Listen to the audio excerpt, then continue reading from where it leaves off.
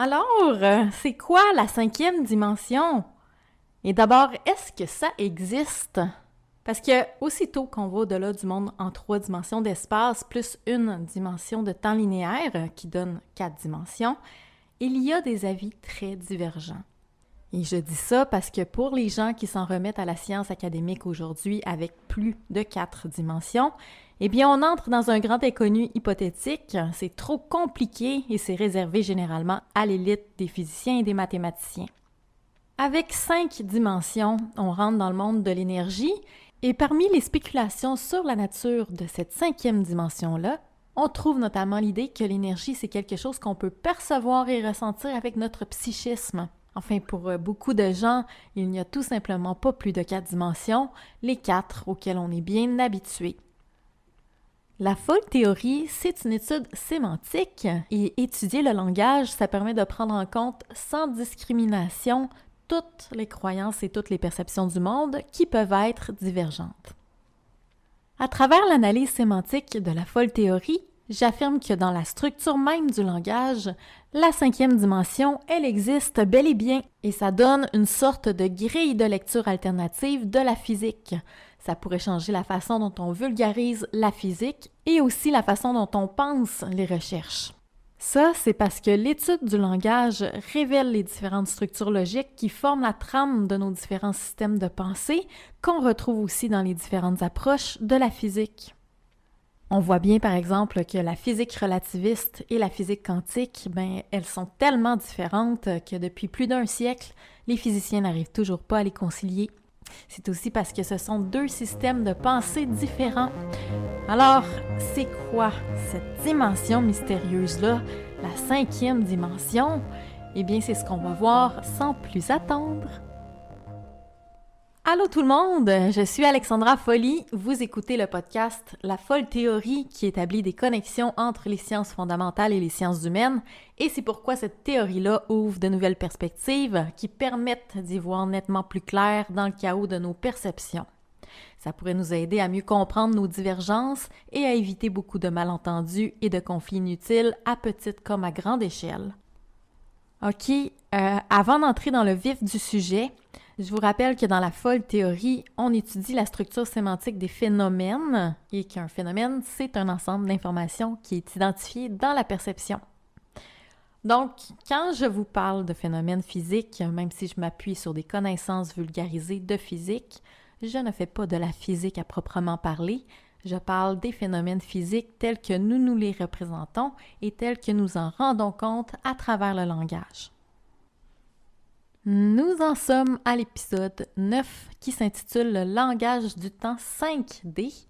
On va parler des aspects sémantiques de l'espace-temps dans 5 dimensions, c'est-à-dire avec une dimension de temps de plus que le monde des actions concrètes qu'on connaît bien, avec son temps linéaire déterministe classique.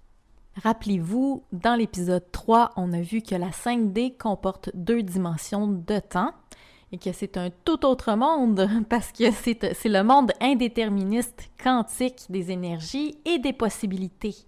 Et ça, en physique, eh bien, c'est les aspects temporels des phénomènes vibratoires à l'échelle quantique. Donc, on parle de photons et on parle d'électrons, mais considérés dans les aspects temporels. L'énergie, dit très grossièrement, c'est comme l'aspect carburant de l'essence dans un moteur, OK? C'est, en d'autres mots, ce qui permet d'exercer des forces. Et une même énergie, ça constitue le potentiel d'appliquer pas seulement une, mais plusieurs forces différentes. Pour donner un autre exemple, eh bien avec la même énergie électrique de la batterie d'un téléphone cellulaire, on peut faire fonctionner le processeur, on peut allumer la diode de l'appareil photo, on peut faire fonctionner le vibreur, puis on peut aussi produire du son avec le haut-parleur. Donc, vous voyez que la même énergie peut être utilisée ici ou là et qu'elle peut être canalisée dans des mécanismes différents. Surtout à l'échelle nanoscopique de la physique quantique, vous savez, les particules sont en état indéterminé et superposées jusqu'à ce qu'elles entrent en interaction les unes avec les autres. Même si ça paraît incroyable, ça signifie que les particules sont bel et bien dans plusieurs états et à plusieurs endroits en même temps, jusqu'à ce qu'un événement quantique détermine où et comment elles seront agissantes.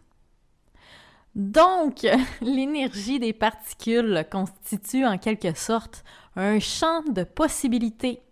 Le cours des choses, ça peut prendre plusieurs chemins, et alors une ligne de temps ne suffit plus, il faut une dimension de plus pour dessiner plusieurs chemins possibles, et donc c'est un temps de possibilités à 2 dimensions. C'est pour ça que cet univers-là devient beaucoup plus facile à comprendre à partir du langage parce qu'on utilise couramment le vocabulaire des possibilités 5D dans notre quotidien et ce, on le fait naturellement.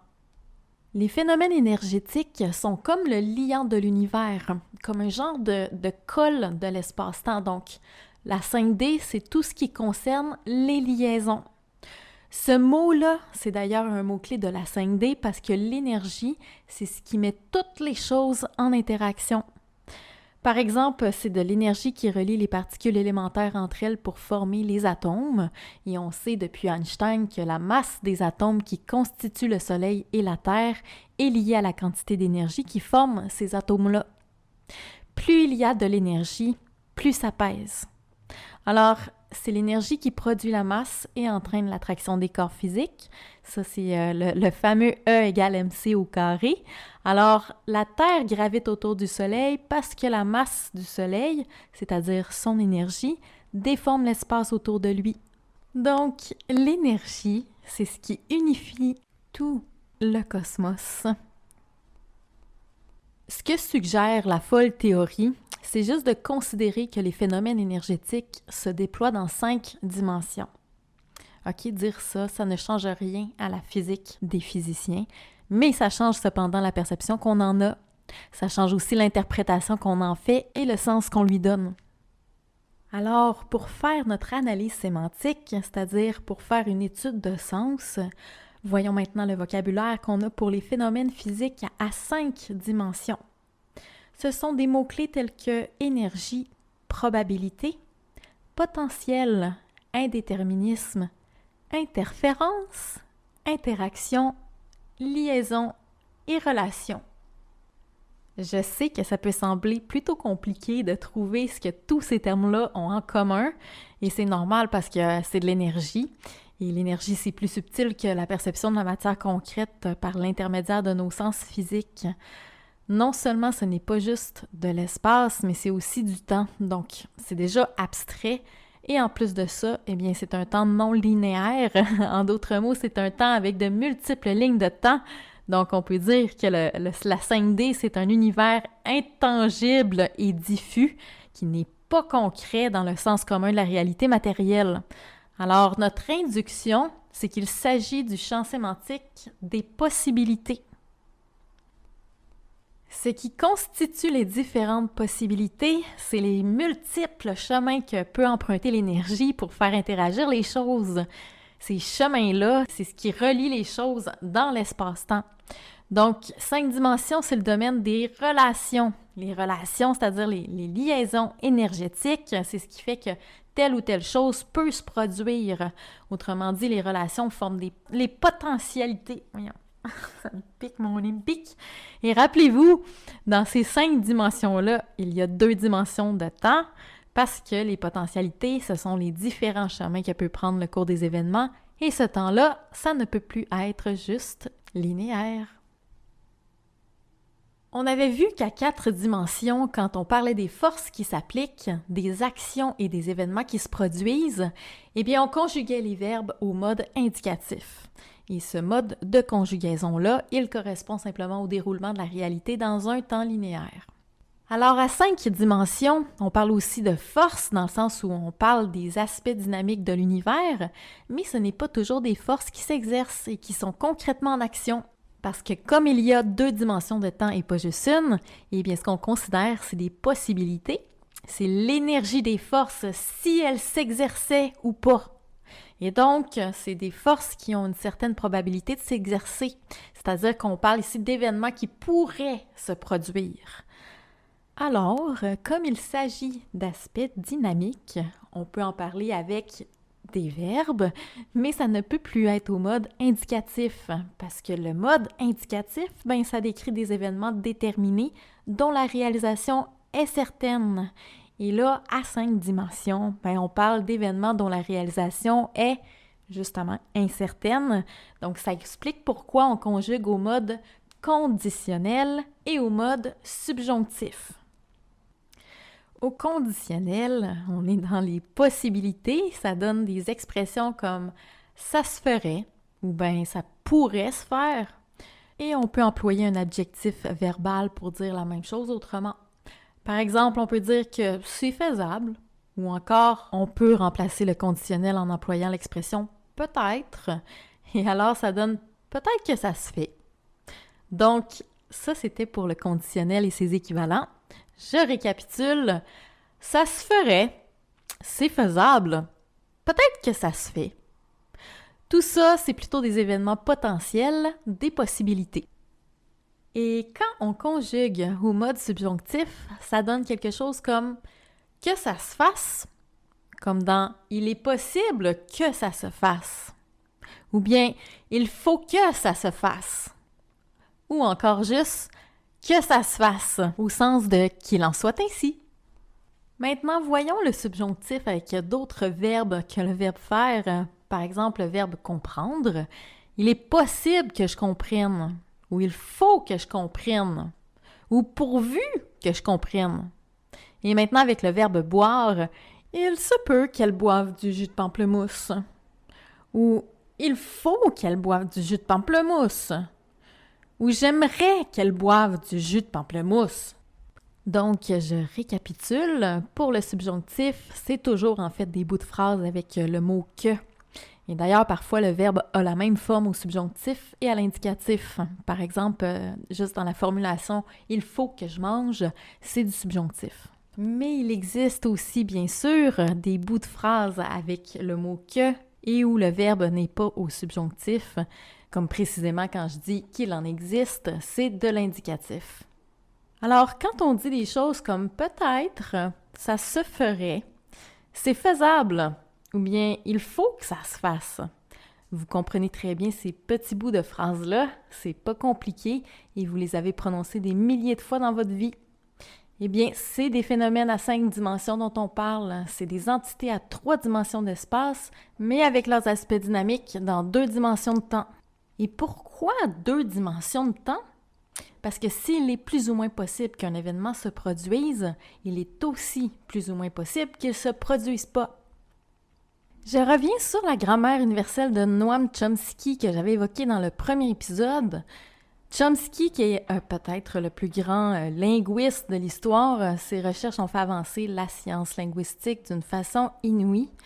Son hypothèse dont je veux vous reparler, c'est que les êtres humains posséderaient d'une manière innée des compétences qui leur permettraient d'apprendre rapidement une langue complexe en étant enfants.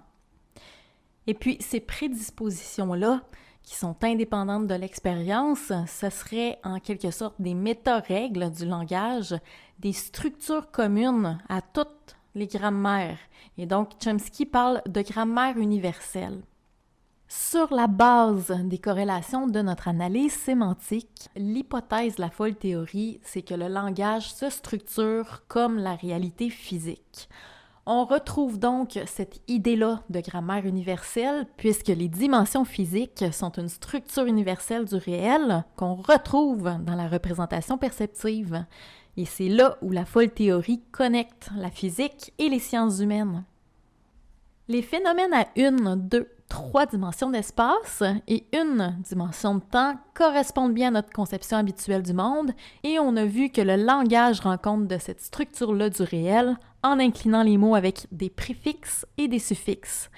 Jusqu'à 4 dimensions, on était dans notre zone de confort où les phénomènes ne débordaient pas de la conception académique de la réalité matérielle concrète.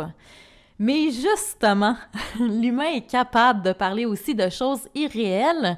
Et là, avec 5 dimensions, dont 2 dimensions de temps, on est dans le champ du possible et pas juste dans le champ de ce qui est effectif et avéré. Pour parler du possible ou même de l'impossible, le langage suit pourtant la même logique que tous les phénomènes effectifs et avérés. On change simplement l'inclination des mots et on emploie des suffixes spécifiques pour indiquer une dimension supplémentaire. Par exemple, quand je parle d'un fait avéré, j'utilise l'indicatif et ça donne que l'événement se fait.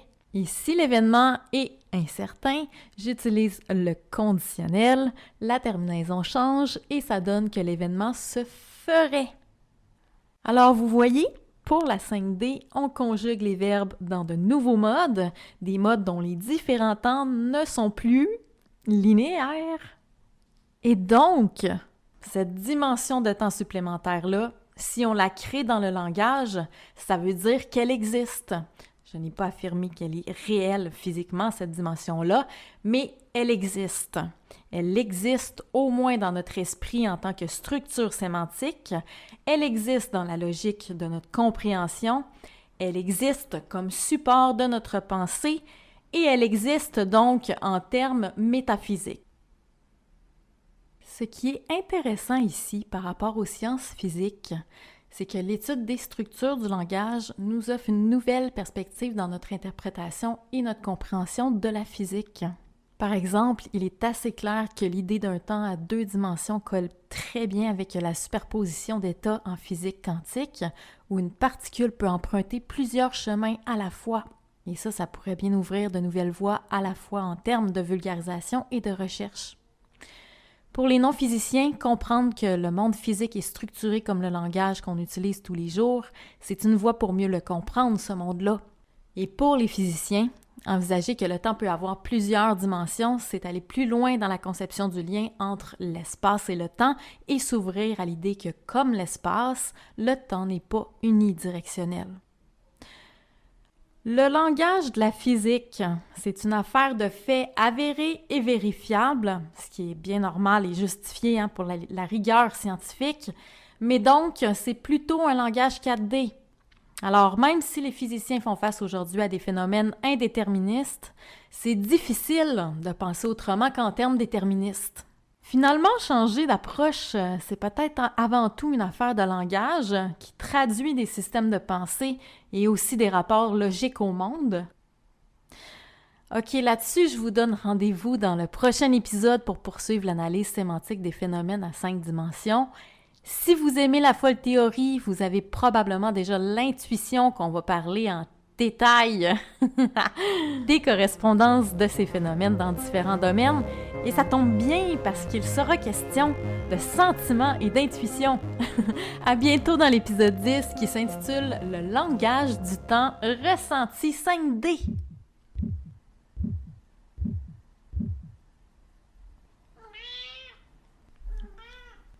Tu veux dire quelque chose?